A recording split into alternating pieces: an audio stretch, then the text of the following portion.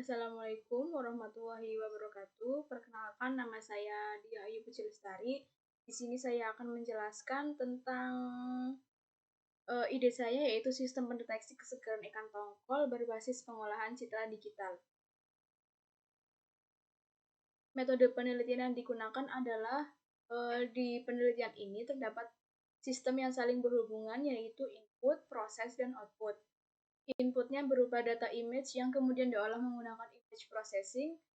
Proses dari sistem ini menggunakan Raspberry Pi, sedangkan outputnya adalah bagaimana sistem ini bisa mendeteksi kesegaran ikan tongkol. Alur metode penelitian yang pertama adalah akuisisi citra. Akuisisi citra ini yaitu proses pengambilan data berupa citra ikan menggunakan kamera. Dan yang kedua adalah proses inisialisasi piksel, yaitu menginisialisasikan piksel referensi. Kemudian yang ketiga adalah mencari nilai RGB pada piksel citra masukan. Program akan mencari nilai red, green, blue pada piksel 240 kali 120. Kemudian yang keempat adalah mengurangi nilai piksel citra referensi dan citra masukan.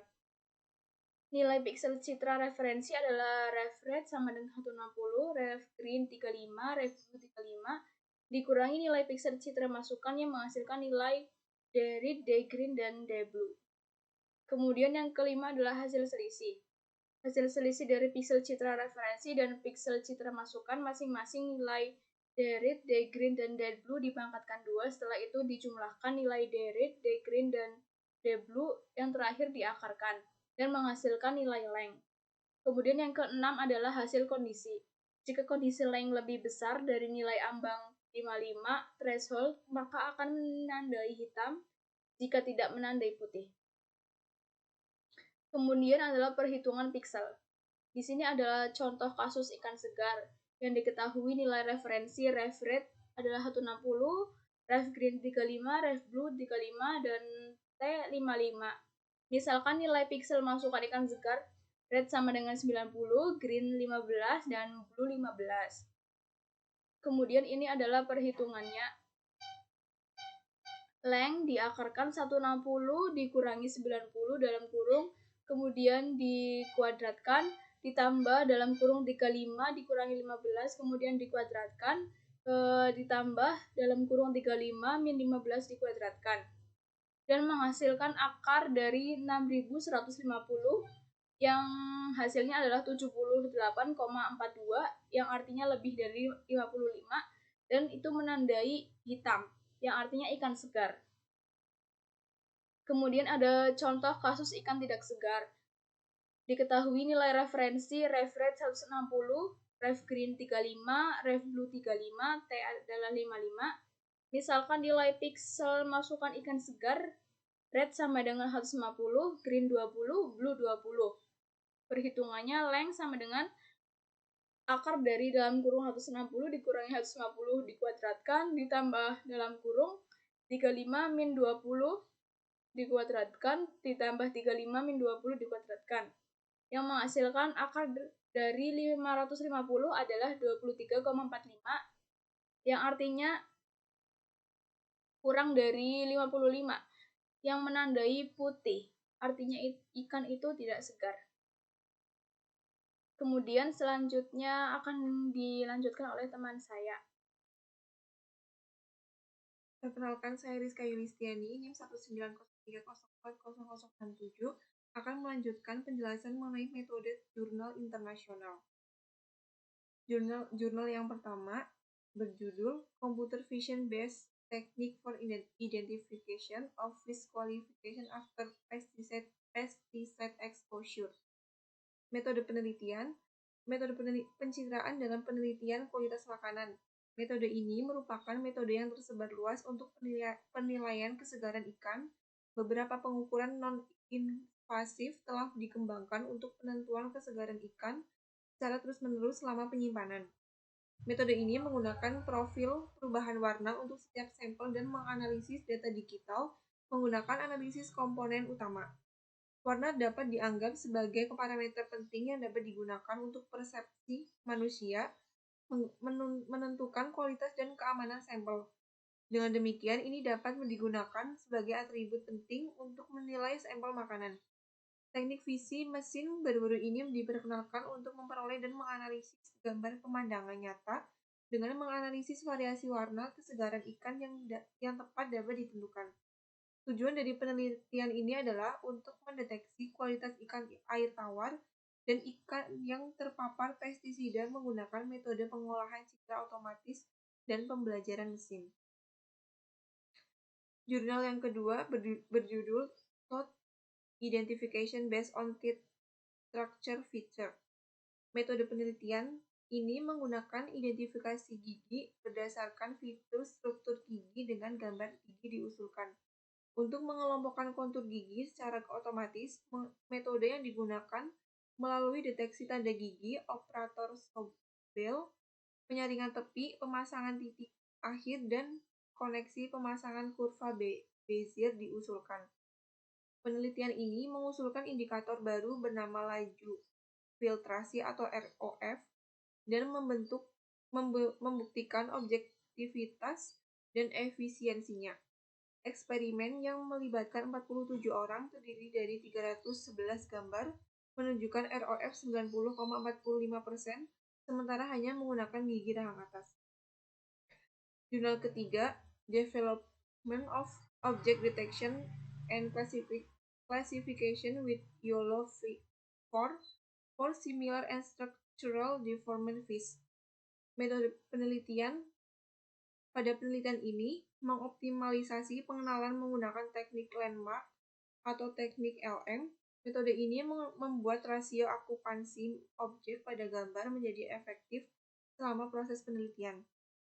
Occupancy ratio adalah perbandingan antara objek yang ingin dikenali dengan luas total pada gambar atau kotak pembatas, termasuk latar belakangnya.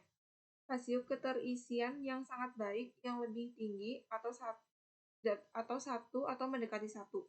Berarti diharapkan lebih efektif bagi algoritma untuk mengekstrak fitur objek selama proses pelatihan, sehingga diharapkan hasil pengenalan akan lebih akurat.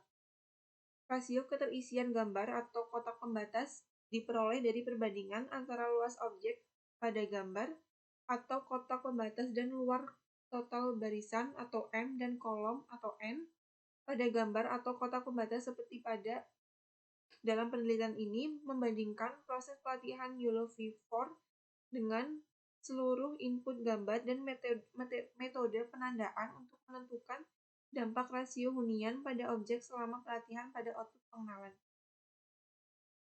Jurnal keempat berjudul Texture Quality Analysis of Rainbow Trout Using Hyperspecture Image Method. Penelitian ini menggunakan pencitraan hyperspektral atau HSI adalah metode ampuh yang memiliki banyak aplikasi dalam penelitian proses produk makanan. HSI memiliki keunggulan dua metode yang berbeda yaitu spektroskopi dan pencitraan. Dalam spektroskopi biasanya satu atau beberapa titik dari sampel tertentu diukur sementara informasi dari seluruh sampel diukur dengan sistem HSI. Metode ini tidak merusak, cepat, dan relatif murah. Aplikasinya di bidang pertanian meliputi pemetaan vegetasi, penyakit tanaman, deteksi stres dan hasil, identifikasi komponen pada tanaman, dan deteksi kotoran. Tujuan utama dari penelitian ini adalah memodelkan tekstur ikan rainbow trout dengan menghubungkan uji kompresi atau sebagai metode yang memakan waktu dan merusak, dan HSI sebagai metode yang cepat dan tidak merusak dalam durasi penyimpanan. Jurnal yang kelima yaitu berjudul Fish Disease Detection Using Image-Based Machine Learning Technique in Aquaculture. Penelitian ini melakukan klasifikasi penyakit ikan salmon, baik ikan tersebut mengalami infeksi maupun tidak, dengan teknik berbasis machine vision. Teknik pemrosesan gambar digunakan untuk memeras fitur dari gambar, kemudian mesin vektor pendukung atau SVM digunakan untuk keberhasilan klasifikasi penyakit menular. Untuk perbesaran gambar dan konversi ukuran tetap menggunakan metode interpolasi yang lebih baik yang disebut interpolasi cubic planes yang diperluas.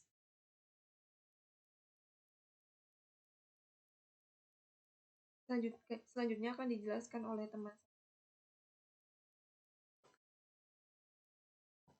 Selanjutnya saya akan melanjutkan penjelasan dari teman saya, yaitu metode dari tinjauan pustaka yang telah dibahas dari penelitian sebelumnya. Jurnal yang pertama yaitu mendeteksi mata mengantuk pada pengemudi mobil menggunakan metode Viola-Jones. Pada penelitian ini, penulis membuat suatu sistem deteksi mata mengantuk pada pengendara mobil menggunakan metode Viola-Jones. Metode Viola-Jones merupakan metode pendeteksian objek yang memiliki tingkat keakuratan yang tinggi, yaitu sekitar 93,7% dengan kecepatan 15 kali lebih cepat daripada detektor Rowley-Baluja Kanada dan kurang lebih 600 kali lebih cepat daripada detektor Skynderman Kanada. Penjelasan alurnya yaitu yang pertama mengaktifkan kamera, kemudian yang kedua mendeteksi wajah secara real time, kemudian yang ketiga mendeteksi mata kiri dan mata kanan secara real time, yang keempat mendeteksi mata biner secara real time, yang kelima hasil deteksi mata biner secara real time, kemudian yang keenam adalah menghasilkan output suara. Kemudian jurnal yang kedua adalah deteksi level kolesterol melalui citra mata berbasis HOG dan ANN. Pada penelitian ini, peneliti membuat suatu sistem yang dapat mendeteksi kadar kolesterol seseorang melalui citra mata menggunakan metode iridologi, ekstraksi citra HOG, dan klasifikasi ANN. Alur pendeteksian yaitu yang pertama adalah akuisisi data dan yang kedua adalah processing. Akuisisi data merupakan tahap awal pengambilan citra mata dengan bantuan kamera. Yang selanjutnya, software MATLAB akan memproses data hasil dari kamera.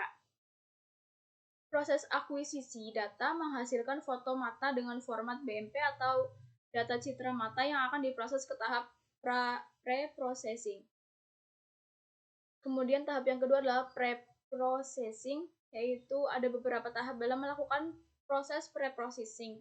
Yaitu yang pertama, citra mata dilakukan cropping, kemudian yang kedua adalah resize, kemudian yang ketiga adalah konversi ke citra grayscale, yang keempat adalah konversi ke citra binel, dan yang terakhir adalah konvolusi dari citra grayscale dan citra biner. Kemudian yang ketiga adalah ekstraksi ciri. Citra hasil pre-processing kemudian diproses ke tahap selanjutnya, yaitu proses ekstraksi ciri menggunakan metode HOG. Yang keempat adalah klasifikasi. Klasifikasi ini menggunakan algoritma Artificial Neural Network untuk mengumpulkan citra mata. Klasifikasi dibangun menjadi dua proses, yaitu proses latih dan proses uji. Kemudian jurnal yang ketiga adalah deteksi pergerakan arah mata menggunakan convolution network berbasis facial landmark.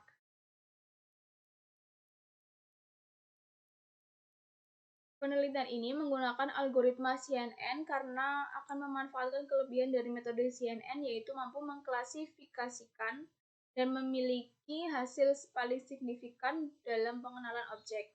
Penelitian ini berkonsentrasi pada pendekatan berbasis video dan mengembangkan sistem deteksi mata sederhana dengan hanya menggunakan sebuah kamera. Proses ekstraksi citra mata diawali dengan proses face detection. Jika dalam citra ditemukan wajah, maka akan dilanjutkan dengan deteksi fitur-fitur pada wajah dengan facial landmark. Umumnya face landmark menggunakan 68 poin, dalam penelitian ini hanya digunakan 5 poin, karena hanya berfokus pada bagian mata saja.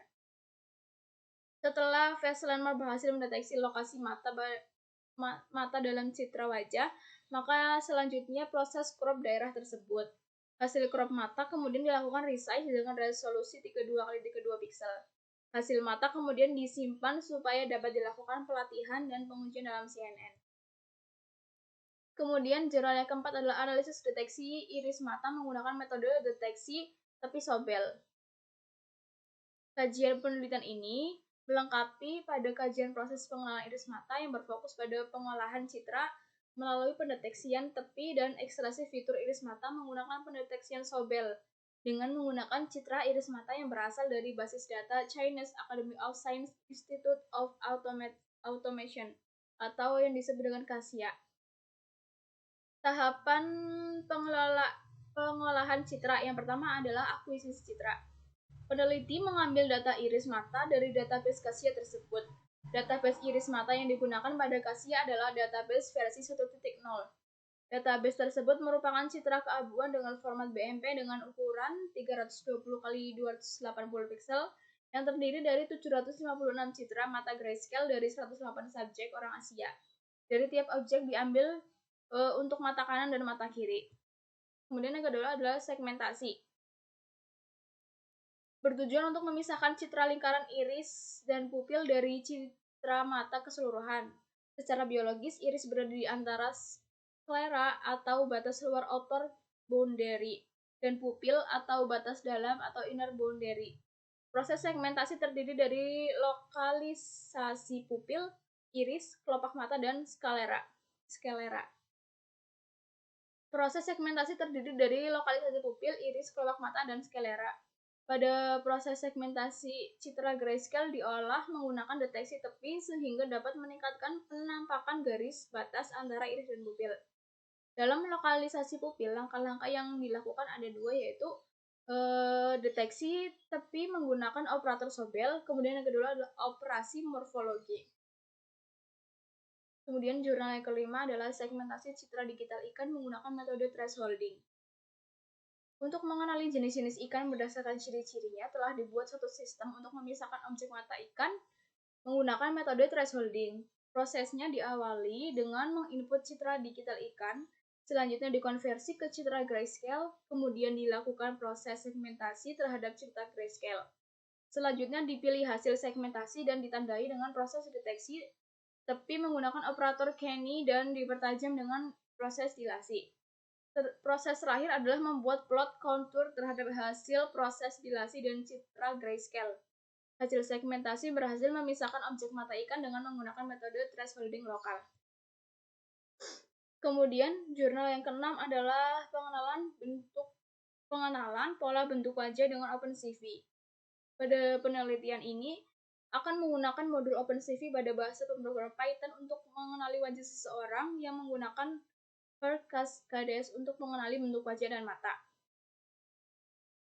Tahapan awal menggunakan open source dari Intel untuk data wajah dan data mata dipadukan dengan modul Cascade Classifier pada OpenCV untuk merubah data menjadi pengenalan bentuk wajah dari titik pada wajah yang dianggap sesuai dengan data yang telah disediakan.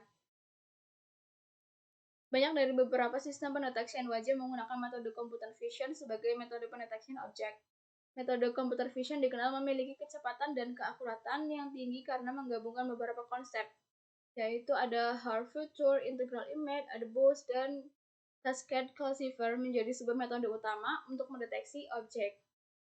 Banyak dari sistem deteksi tersebut menggunakan C# sebagai bahasa pemrograman, OpenCV sebagai library deteksi objek. Hal ini dikarenakan library OpenCV menerapkan metode computer vision ke dalam sistem deteksinya, sehingga memudahkan. Sekian penjelasan dari saya dan teman saya. Apabila ada kekurangan, mohon dimaafkan. Terima kasih. Wassalamualaikum warahmatullahi wabarakatuh.